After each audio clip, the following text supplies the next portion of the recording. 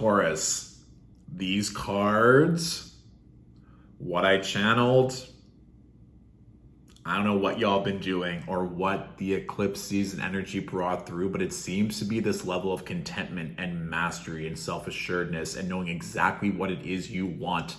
And it's just kind of like a big mic drop moment, if I had to sum it up in a phrase or an energy. What came through, you were just bouncing a basketball, and then it was like, swish, done. You step back, 3-point, shot, swish. Step back to half court, shot, swish. And all these people are just looking, they're like, how is this person doing that? And then you step to like the end of the court and you're just like, boom, swish. And then you're like, I'm done, bye. And everyone's like, no, like you have to be on our team. You're like, no, I've already set out what I wanted to do. So it just seems like you're ending something, or if you accomplish something so big, or just this confidence that you know exactly where you want to be. Like I said, it comes through very strongly in the reading. And it was also this energy of, okay, well, what's next? A big thing was nutrition, also iron. For whatever reason, I kept getting like iron, hemoglobin, the symbol for iron, like Fe on the periodic table. So if that's something to make sure that your energy is up, or if you've been exerting a lot of energy or just working out really intensely to make sure your iron levels are high, especially for those who are more of like a plant-based diet or vegan, that we're getting all the good nutrients that we need to continue to prosper and survive.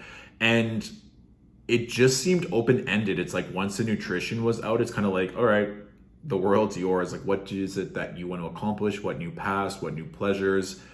It does seem like the world is at your fingertips. Travel seems imminent, or expansion, but just definitely a new chapter. And I mean, that makes sense, of course, with everything that we had for the eclipses, but it's very rare for me, especially in these general tarot scopes, where it's just like very open-ended, where it's kind of like, what is it that you want? You now get to write this next chapter. And I mean, another way to interpret the basketball analogy is that you are being called to like take that shot, go for that opportunity, because everything that you touch, it's going to be like goal, goal, goal, goal, win, win, win, win, +1, +1, +1, +1 kind of thing, right? So if you've been hesitating or doubting, it's like, is this the right opportunity, or should I go for this? The answer is yes. Like, take that shot and allow yourself to put yourself out there, okay? First 3 cards that I pulled, Taurus. King of Cups with the Sun and the Moon. I don't know if I've ever pulled the Sun and the Moon together in conjunction like that, back to back. So this is what I was talking about, Taurus, in terms of that contentment or this ease or just an alignment where everything just feels good. You're in just such a great state of flow. You just feel comfortable. It's like you're so happy. Or that you're with someone that makes you feel happy. This could also just be an energy of like Scorpio, Pisces, Cancer, or just emotionally you're the happiest you've ever been, or just very content, or that's what you're seeking right now, especially with the Sun and the Moon, of just balancing that masculine, that feminine, and really honoring the eclipses that we just had that would have activated the Sun and the Moon in Taurus. And just really evaluating what took place during Taurus season, right? It just ended. Now that we're moving into Gemini season, and really take note of what happened during those eclipses, right? To see what we felt April 30th with that new moon solar eclipse in Taurus, and then on May 16th with the full moon lunar eclipse in Scorpio. Because again, in the next 6 months, a lot of that integration is going to be taking place to a greater effect. And we don't want to hold ourselves back in terms of, okay, well, I've already accomplished this. Now I know I can accomplish this, and I get to be excited for the next chapter, or by preventing ourselves from going into that next phase and saying yes and allowing for all this to come in with ease. I do think just intuitively with these next 3 cards, we have the Page of Wands, the Fool, and the Six of Swords. Some of you were meant to travel or to celebrate, and you're like, okay, I've set out what I came here to do, or I've kind of made my mark on this city or in this career. It's time for me to go. It's time for me to expand. There's something else that's kind of calling out to me, or something else that I want to explore, something else that's making me really happy. And that also too, like I said, I felt the energy of kind of like a blank slate or an open book.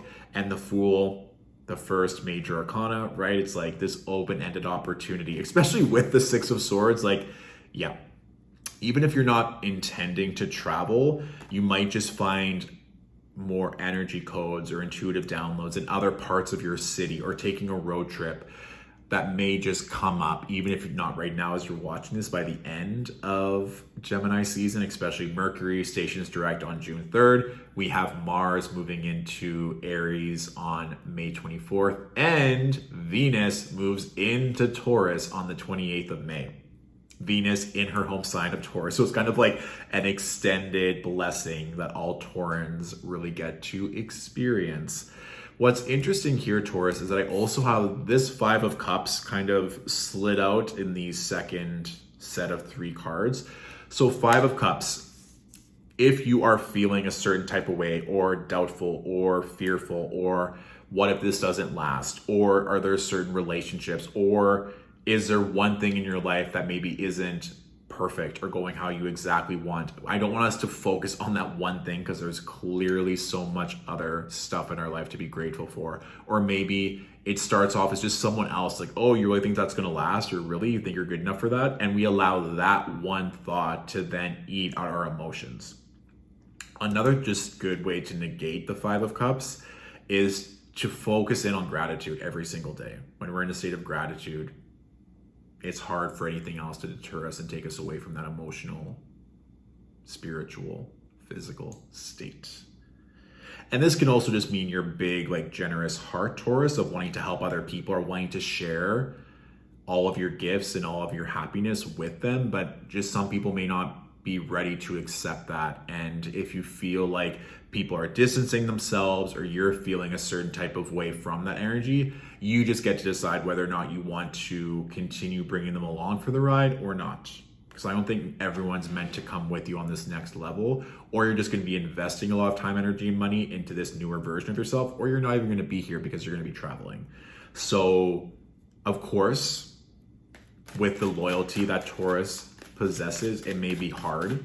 It can also be hard too if you're on the receiving end of that, let's say, where you've been working really hard, but there's someone else that you've been either pursuing, or a job that doesn't work out, and you're like, oh, I really thought that I was meant to be with that person, or that job was meant to be mine, but something else is better suited for you that's coming along really quickly.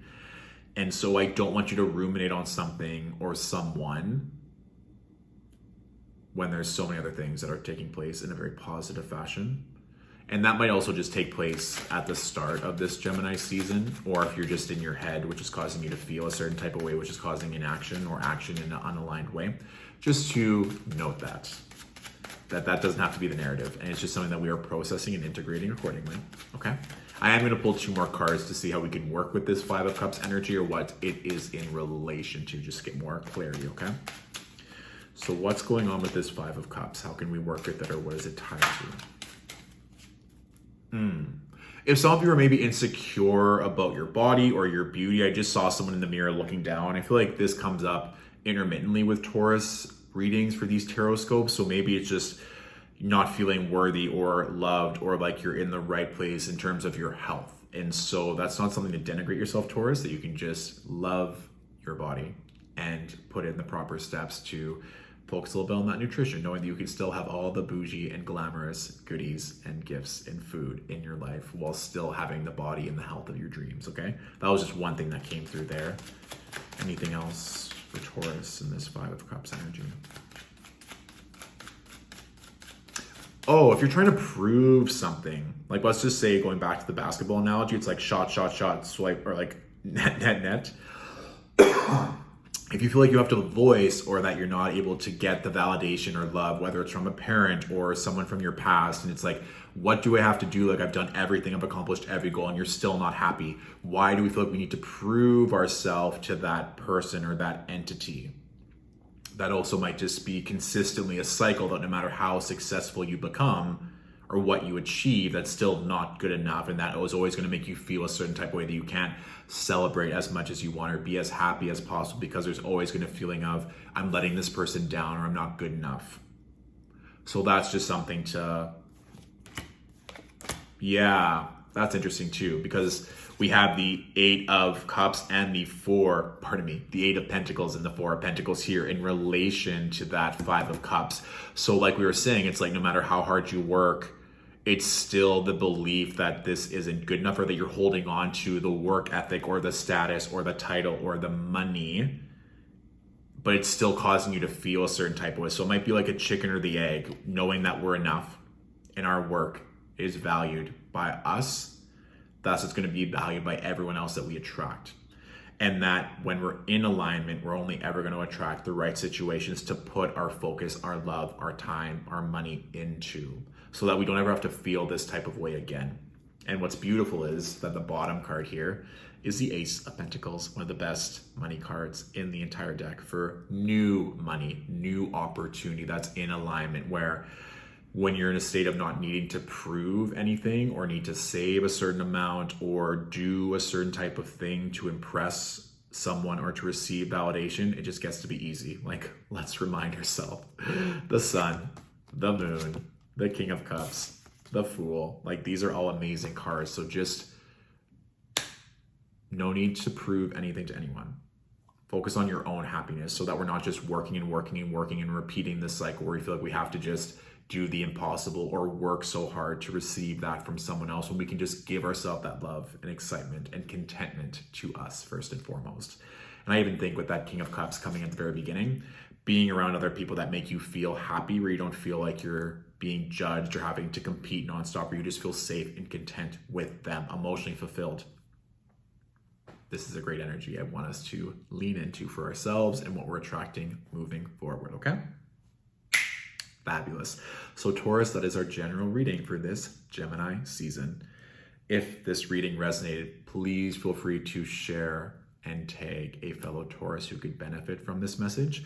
If you want to go into these themes more with a one-on-one reading, our availability is now updated for the rest of May and June, but please note after June 18th, our books will be closed until Virgo season. So be mindful of that. But if this reading just hit the nail on the head and you're good, and want to say thank you with a tip or a donation, it's always appreciated for the support of this content creation. I'll link in our PayPal in the description of this video.